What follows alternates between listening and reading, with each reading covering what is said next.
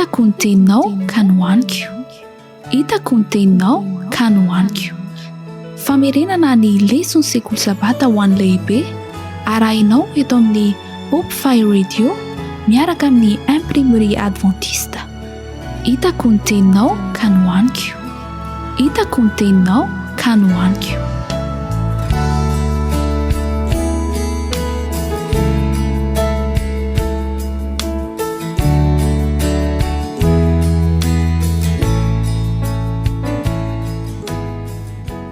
Mpifaliana indray no iarabatinay antsika rehetra mpanaraka ny Hope Fire Radio, manaraka ty fandalinana ny lesona sekoly sabata ity. Inamanareo mpanomponareo Dr. Jean-Jacques Andriamparana no miaraka aminareo anio, manohitra ny fianarana momba ny lesona mitondra lohateny hoe mitombo ao anatin'ny fifandraisana amin'Andriamanitra isika ankehitriny. Ary amin'ity herinandro ity dia tonga eo amin'ny lesona faharoa isika. Lohateny izany dia hoe mahafantatra an'Andriamanitra. Ho fanomboantsika izao fotoana izao ary dia manasa antsika hiara-montrika ny lohantsika fa hivavaka isika.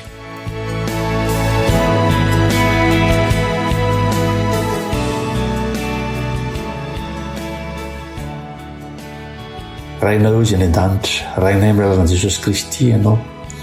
Misaotra anao izahay fa omenao fotoana indray ankehitriny hiainao ny teninao. Misaotra noho ny fahavononanao te hifandray aminay, ary aoka izay Tompo mba hitombo amin'izany fahalalana marina anao izany. Amboarina fonay anio mba hanaiky sy hampiatra izay lesonao omenao anay, ary mivavaka manokana aho an'ity namako izay miaino ahy eto an'ity. Taio izy ireo amin'ny zavatra rehetra, aoka ianao nomba azy tsirairay avy. Fatonina izao vavaka izao amin'ny anaran'i Jesosy. Amen.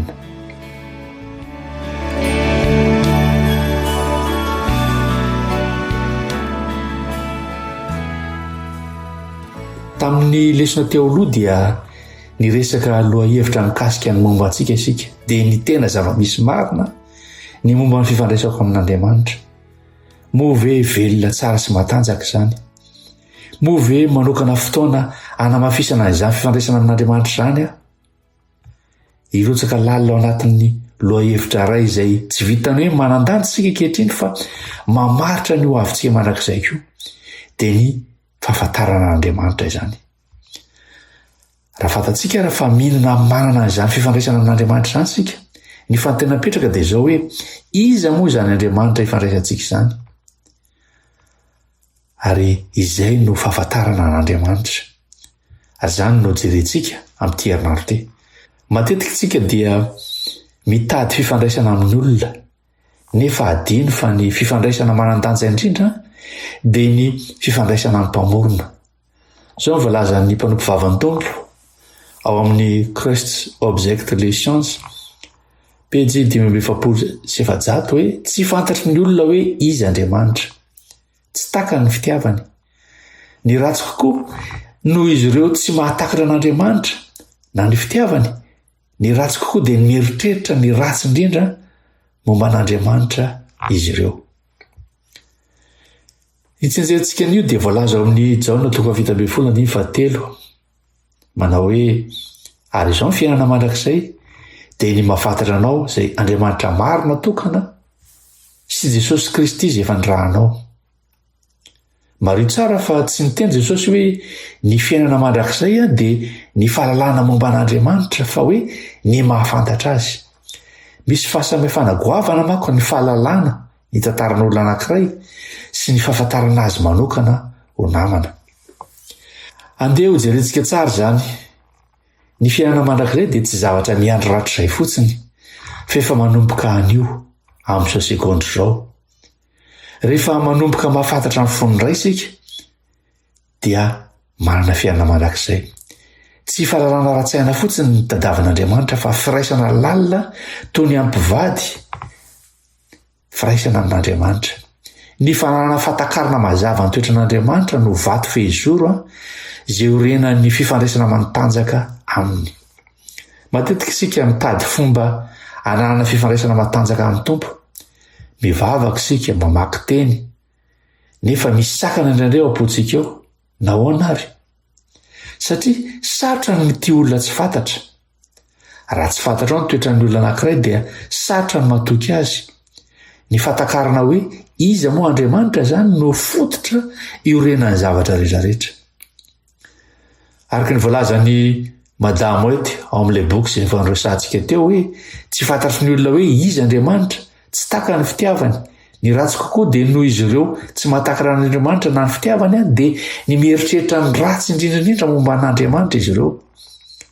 Inona zany midikan'izany hoe midika zany fa misy sary-diso izay namboleny fahavalo ao an-tsain'ny olombelona mikasika an'Andriamanitra. Ny tanjonsika an'io dia ny anolotra zany afatra farany izay feno famindrapo izany izay mampiseho amin'izao tontolo izao fa Andriamanitra dia fitiavana, feno hatsaran-tarehy ary fahamarinana. Hozaraintsika telo araka ny mahazatra ny lesontsika ankehitriny. Fizarana voalohany dia ampitorantsika lohateny hoe ny fanandrinana lehibe sy ny fanarian'Andriamanitra. Mifototra amin'ny lesona lahady izay zavatra izay. Andriamanitra dia teo fantatra sy teo tiana. Fa ny zavatra voalohany mila fantatra momba an'Andriamanitra dia ny hoe afaka tsy niseho izy saingy nifidy ampafantatra ny tenany. Nametraka ny tenany amin'ny toerana ahafahana manana fifandraisana azy izy. Ary hiditra lalandalina amin'izany isika. Fizarana faharoa dia hoe ireo fomba anehoan'Andriamanitra ny tenany. Mifototra amin'ny lesona talata sy alarobia izay lesontsika izay. Andriamanitra dia maneho ny tenany amin'ny asany, ny teniny, amin'ny zanany ary amin'ny toetrany lehibe. Ary izany no apahany lehibe indrindra amin'ny lesona izay jerentsika. Fizarana fahatelo farany dia mitondra ny lohateny hoe Immanuel, ilay Andriamanitra miara-mandeha amintsika. Mifototra amin'ny lesona alakamisy zoma izay lesona izay. Dingana farak-tampony amin'ny fanehoan'Andriamanitra ny tenany dia ny fahatongavan'i Jesosy Kristy ho nofo, antsoina hoe Immanuel izy. Andriamanitra miara-monina amintsika. Eny ary andeha isika roso avy hatrany fizarana voalohany amin'ity lesona ity.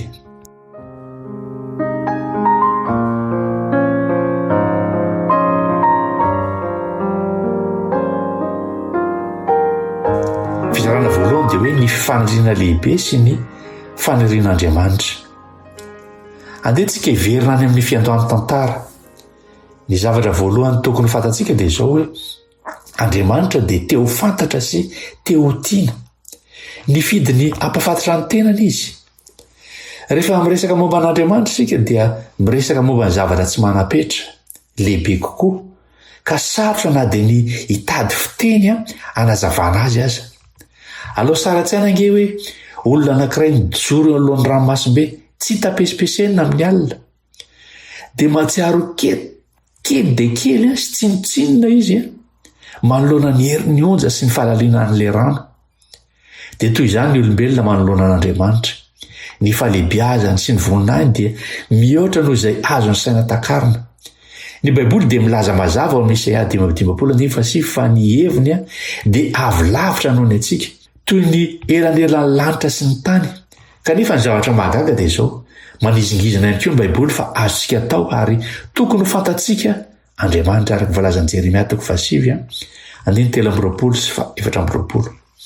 Ao amin'ny Job 1:10, ny 1:7-7 dia mipetraka amin'ny fanontaniana hoe mahatratra ny hevitra lalina momba an'Andriamanitra ary ve zany ianao?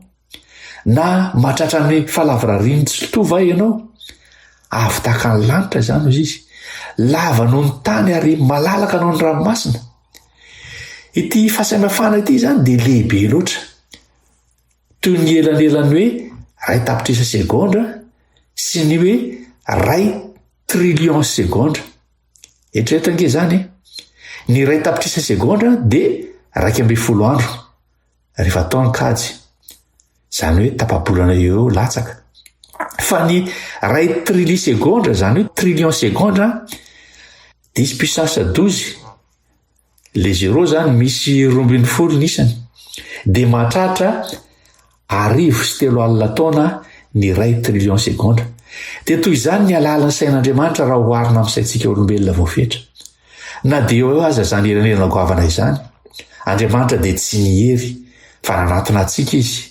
Nanatona antsika tamin'ny alalan'ny famoronana izy mba hametrahana ny tontolon'ny fifandraisana. Nahoana moa no sarotra ny mahafantatra azy?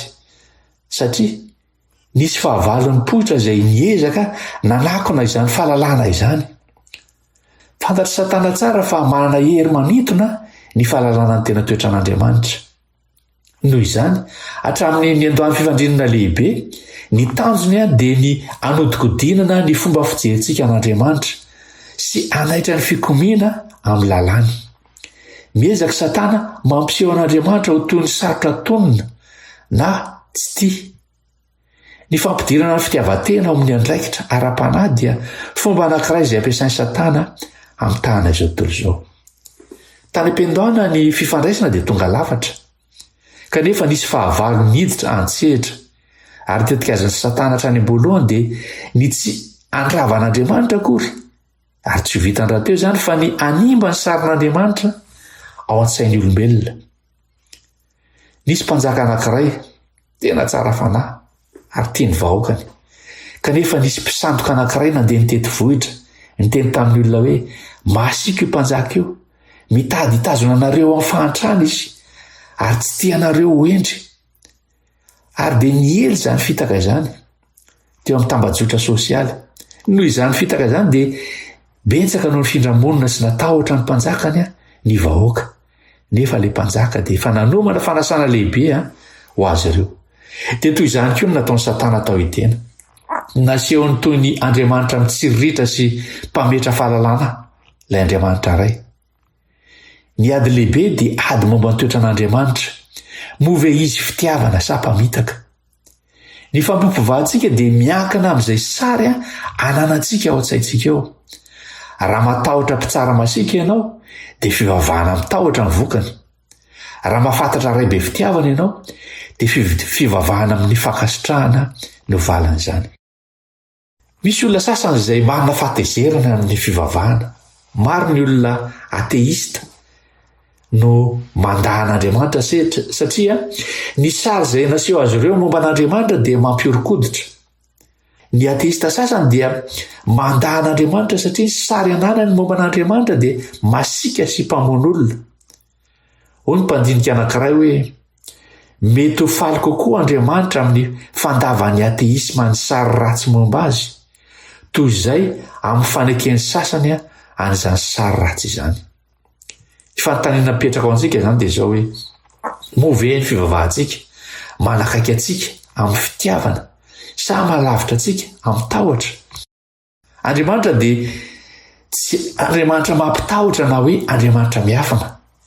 Na dia tsy manapetra azy izy dia nifidy ny ampafantatra ny tenany. Taddio tsara fa Andriamanitra dia lavitra nefa akaiky.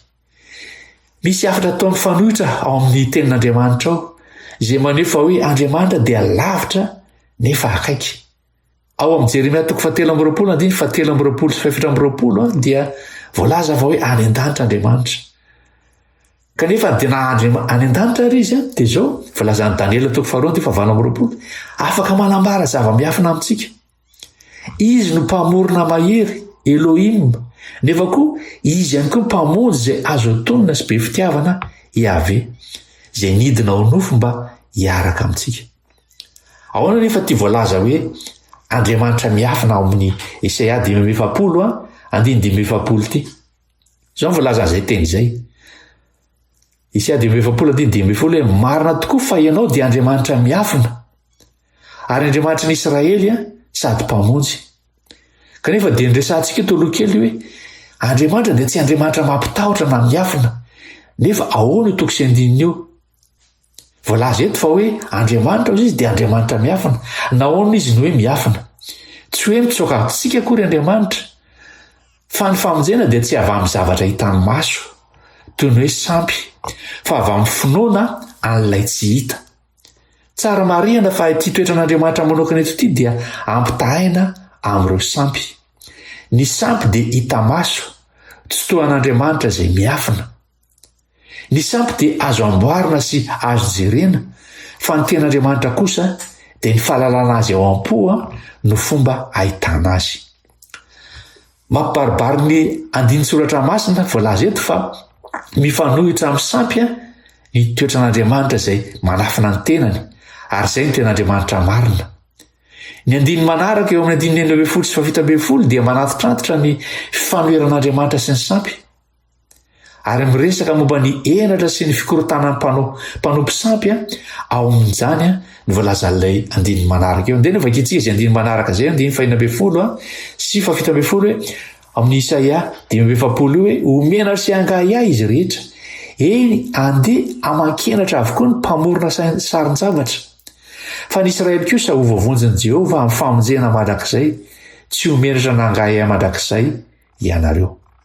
Ny famonjena zany dia tsy avy amin'ireo sampy ireo izay amboarin'ny olona sy hitany fa avy amin'Andriamanitra izay tsy amboarin'ny olona ary tsy hitan'ny olona. Izany hoe ny famonjena dia avy amin'Andriamanitra izay manafina ny tavany. Noho ny fahotana dia misy antsana lehibe eo amin'ny mpamorona sy ny zavaboary. Saingy vao mainka nampitombony fahavalo zany antsana izany. Ao amin'ny Ezekiel 20:7-12 dia hitantsika ny fahalavon'ny Losifera, ny varotra nataony na hoe trafikina dia tsy inona fa fanehoana diso ny toetran'Andriamanitra. Voalaza ao ny patriarika sy mpaminany pejy 2:3 dika teny malalaka ihany hoe hatramin'ny nanombohan'ilay fanadriana lehibe dia ny hamadika ny toetran'Andriamanitra sy ny anaitra ny fikomiana amin'ny lalàny no tanjon'ny Satana. Araka ny hitantsika amin'ny Ezekiel 20:7 sy 12 io, Losifera dia ny avinavana noho ny hatsara-tarehany. Ny teny hoe varotra na trafikina ampiasaina ao amin'dika teny King James Version dia manondro ny fomba fiasan'ny Satana. Malely sary-diso sy fitaka momba ny toetran'Andriamanitra izy. Ny dikany hoe trafikina eto dia ny fampidirana fitiavan-tena ao amin'ny andraikitra ara-panahy.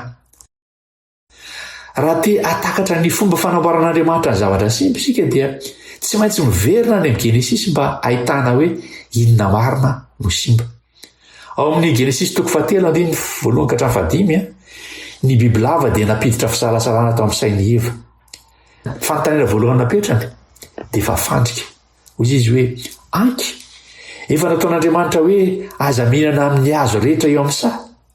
Jereo tsara ny afetsen'ny Satana. Nasehon'ny Satana ho toy ny hoe Andriamanitra mpametra sy mpanakana ny fahasambaran'ny olona Andriamanitra. Telazy Satana fa Andriamanitra dia tsy te hanome tsara indrindra ho an'ny olona fa te hanindry azy fotsiny. Ny tena loza ary dia ty hoe ny devoly dia nampino an'i Eva fa mitsiritra Andriamanitra. Ny teny izy hoe tsy ho faty tsy akory ianareo fa ho tahaka an'Andriamanitra ianareo ahalala ny tsara sy ny ratsy. Ary teo no niforona ny hevitra hoe tsy azo itokisan'Andriamanitra, mitady azona ny tsara ho anazy fotsiny izy. Ena marina moa ny dika diteny hoe ho faty tokoa ianareo izay arak'izay voalazan'Andriamanitra, satria ny ten'Andriamanitra hoe fa amin'ny andro ianareo azy dia ho faty tokoa ianareo. Malio tsara fa tsy ny ten'Andriamanitra hoe raha mihinana an'izany ianao dia vonoko. Tsy izany ny tenin'Andriamanitra eto. Tsy didy famonoana ho faty avy amin'ny mpitsara masika akory ny tenin'Andriamanitra eto fa fampitandremana momba ny vokatry ny fahotana. Tadio fa ny fikomiana amin'Andriamanitra dia fandavana ny fitiavana. Ary ny vokatra ho azy, tonga ho azy rehefa tsy mifandray amin'ilay loharanony aina intsony dia ny fahafatesana. Ny fahafatesana dia vokatry ny fisarahana fa tsy valifaty avy amin'Andriamanitra akory. Mbola afaka ho resantsika lalindalainy amin'izay resaka izay ny aorianany rehefa misy ny fotoana fa voafetra ihany moa ny fotoanantsika. Izay ary ny ela fa hiditra avy hatrany amin'ny fizarana faharoa isika.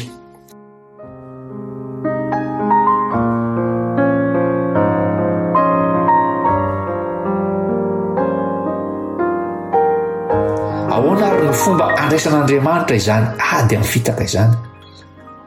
Mampiasa fomba telo lehibe izy anehoana ny tenany amintsika. Voalohany indrindra dia ny famoronana, ny asan'ny tanana izany.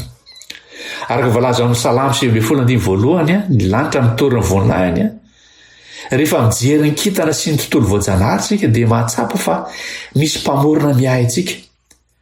Na dia ny olona tsy mbola namaky baiboly aza dia mahita ny toetran'Andriamanitra ao amin'ny zavatra izay noforoniny. Ao amin'ny Romana 1:20 koa Paoly dia manatitrantotra fa ny toetrany tsy hita dia hita mazava hatramin'ny arenan'izao tontolo izao. Ny natiora zany dia azavana midadasika. Andriamanitra dia mampiseho ny toetrany amin'ny alalan'ny zavatra niforoniny. Rehefa mamaky ny Genesis toko 1 sy 2 isika dia hitantsika ireo lafiny roa mifanindran-dalana amin'ny maha-Andriamanitra azy. Izay ilay antsoina hoe fanambarana ankapobeny. Voalohany ao amin'ny Genesis toko 1 dia izy no antsoina hoe Elohim, ilay Andriamanitra ny lanitra, ilay Andriamanitra mahery, mibaiko ny kintana sy ny vanintanitra amin'ny alalan'ny teny fotsiny. Izy ilay Andriamanitra lehibe mihoatra ny fahatakarantsika. Ity anarana ity dia maneho ny herin'Andriamanitra tsy manam-pahatam-perana. Izy ilay any ambony any, tsy azo takarina ny heriny. Ny faharoa amin'ny Genesis toko 2 dia maneho fa Andriamanitra dia Yahvé. Izy no Yahvé. Ny anaran'Andriamanitra hoe Yahvé dia manondro ny hevitry ny fanerasarana akaiky sy ny fisiana. Andriamanitra eto dia aseho akaiky kokoa. Ilay Andriamanitra nidina teto an-tany, namolavola ny vovoka tamin'ny tanany, ary nanakaiky ny orony olombelona mba hanome fofinaina azy.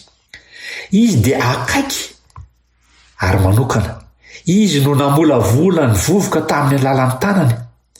Ary ty anarana Yahvé ity izay mifandray ara-pototeny amin'ny hoe Haya, misy, dia manondro an'Andriamanitra izay misy ho antsika. Nidina tetỳ an-tany izy miresaka amin'ny olombelona ary miara-mandeha aminy. Izy no Andriamanitra ny tantara, ilay Andriamanitra manokana ny Abrahama, Isaka ary Jakoba. Ao amin'ny teny Hebreo ny fahafantarana dia ampiasaina amin'ny fifandraisana lalina eo am-pivady.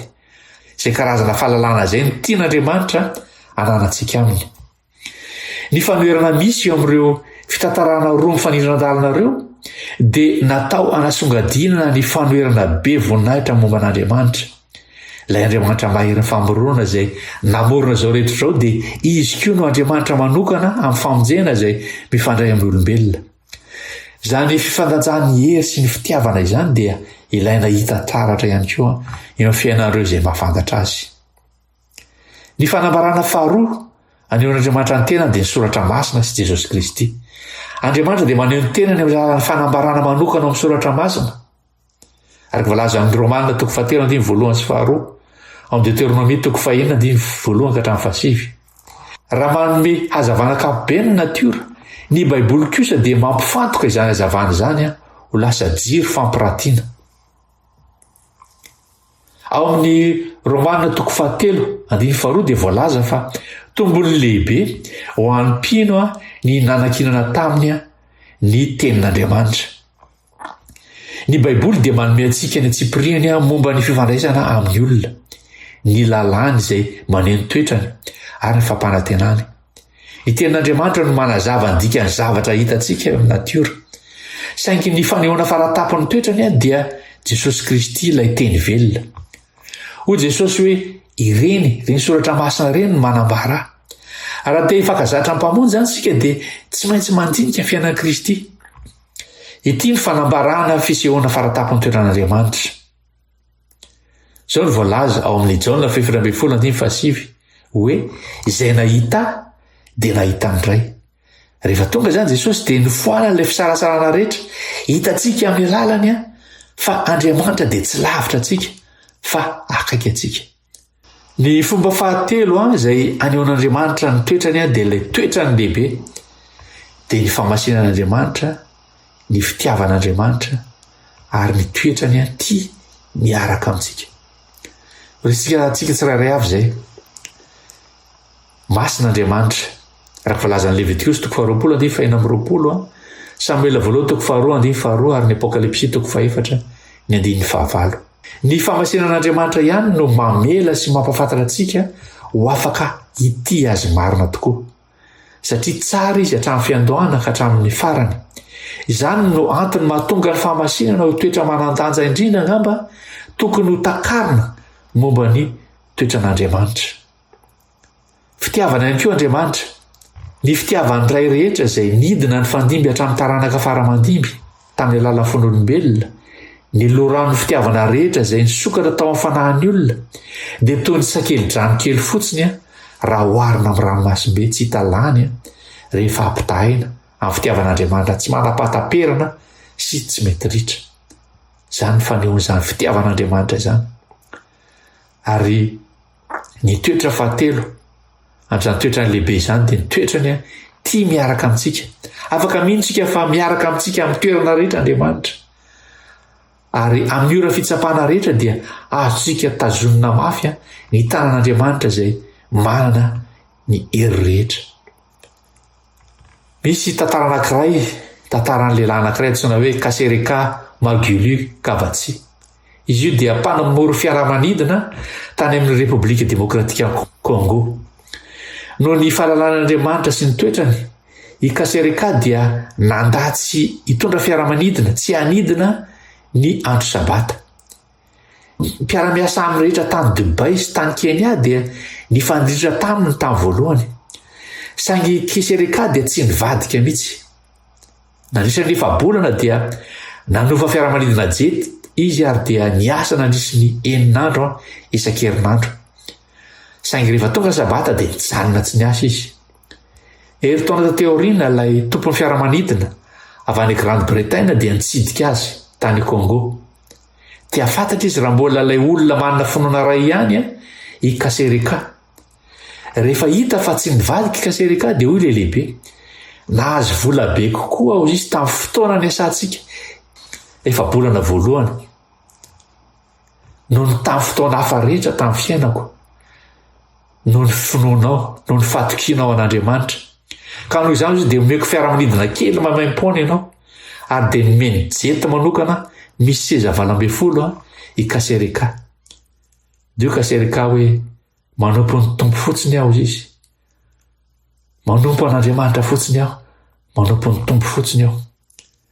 Tadio fa rehefa fantatsika Andriamanitra dia tsy manany amin'ny ampitotsika, satria fantatsika fa ny Elohima mahery dia ny Ave raintsika ihany koa. Ny fahalalan'ny Kasereka an'Andriamanitra dia maneho ny toetran'Andriamanitra tamin'ny olona tsy mpino, ary izay no tanjon'ny fahalalàn'Andriamanitra, ny amo eo amin'ny fiainantsika. Inona no ampianaran'izany tantara kely izany amintsika? Ny famasinan'Andriamanitra, ny fahasamihafana eo amin'izao tontolo izao dia tsy maintsy hitantaratra eo amin'ny olona izay mahafantatra azy. Rehefa masina Andriamanitra dia azo itikina izy satria tsara sady tanteraka. Ny fampompoavana dia setrin'ny olombelona amin'izany asan'Andriamanitra izany. Toy izany koa fitandremana sabata ohatra dia setry avalin'ny olombelona noho ny asan'ny famoronana.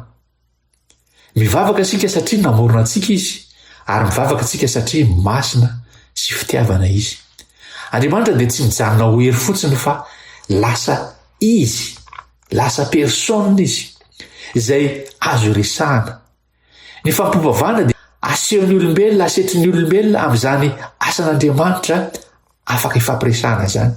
Mivavaka antsika satria namorona antsika izy, mivavaka antsika satria masina sy tia antsika izy, afaka ifampiresahana izy. Tadio tsara ary fa ny famasinan'Andriamanitra no mahatonga antsika hitokony amin'ny fitiavana. Raha tia antsika izy nefa tsy masina dia mety hiova hevitra izy, fa satria masina izy dia tsy miova mandrakariva, tsy miova ny fitiavany. Araka voalaza amin'ny Jaona 1:4-5 hoe izay tsy tia dia tsy mba mahalala an'Andriamanitra fa Andriamanitra dia fitiava. Raha te afantatra an'Andriamanitra isika dia tsy maintsy mianatra amin'ity ny hafa ihany koa.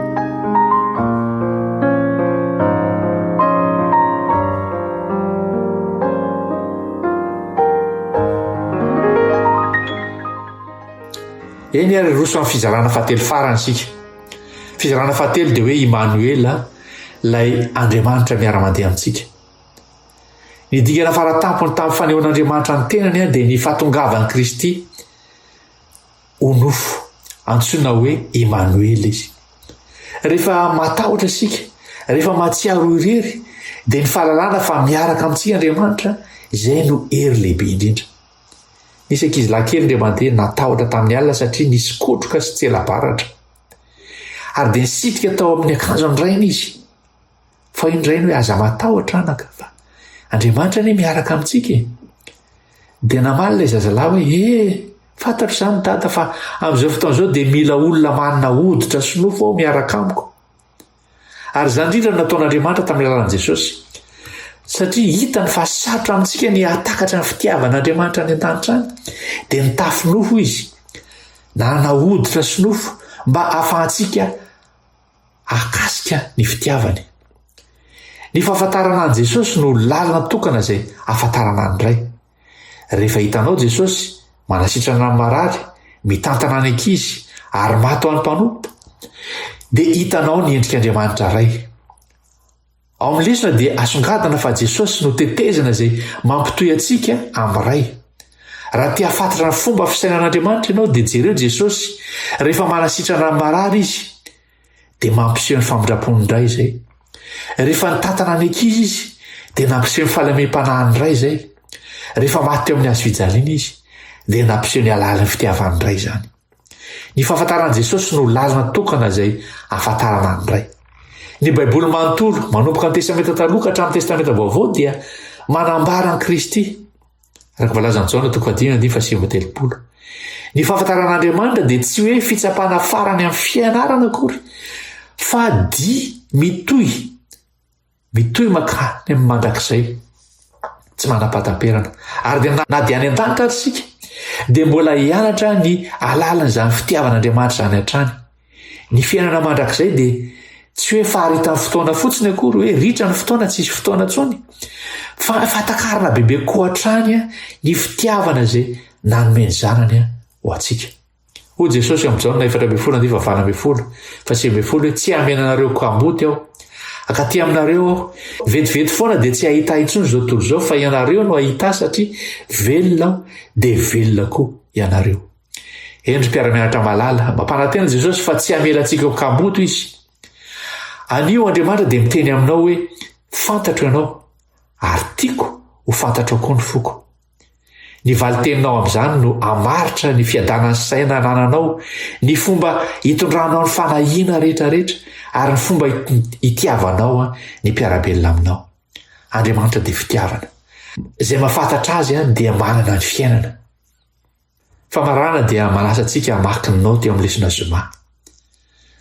Miantso ny olona mba haneho toetra ny Andriamanitra, nefa mba hanaovana an'izany dia mila mahafantatra azy ho an-tenantsika isika.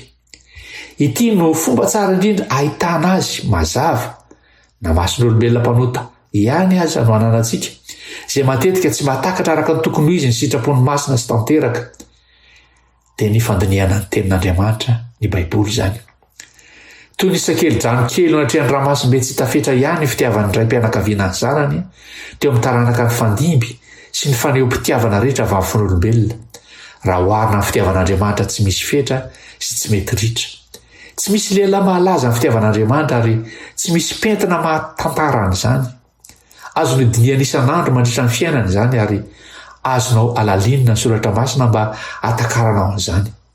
Azonao ampiasaina ireo fahaiza-manao rehetra nomen'Andriamanitra anao, saingy tsy mbola ho takatrao amin'ny fahafianoany ihany ny lavany sy ny sakany ary ny avo sy ny alalan'ny fitiavan'Andriamanitra tamin'ny namoronana ny zanany ho faty ho an'izao tontolo izao. Na ny mandrakizay aza dia tsy ampy hanehoana izany fahafianoana izany.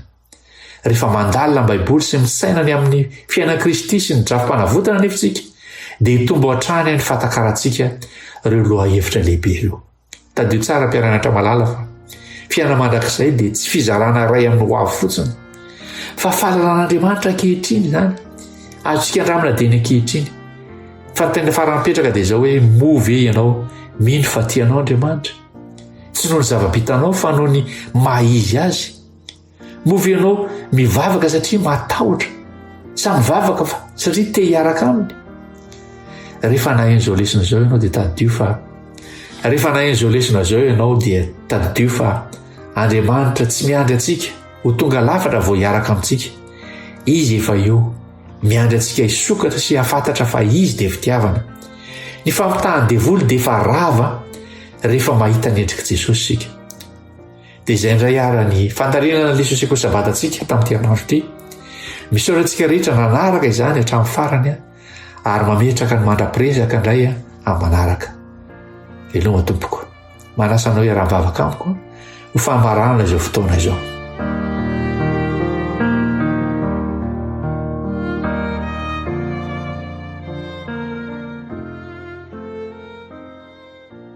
Rainay izay ny an-danitra, misaotra anao noho ny fitiavanao tsy manam-petra.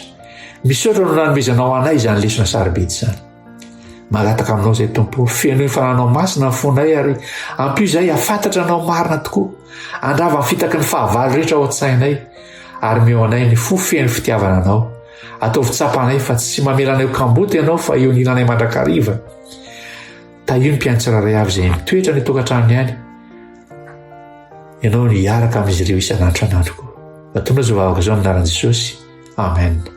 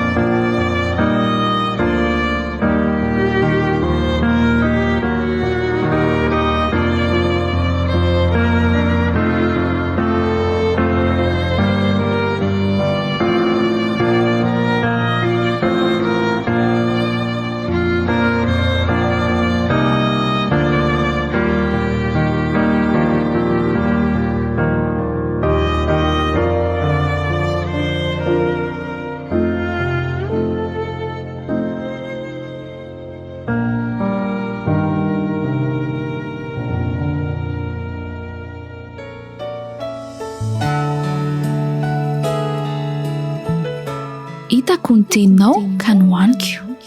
Hitako ny teninao ka nohaniko.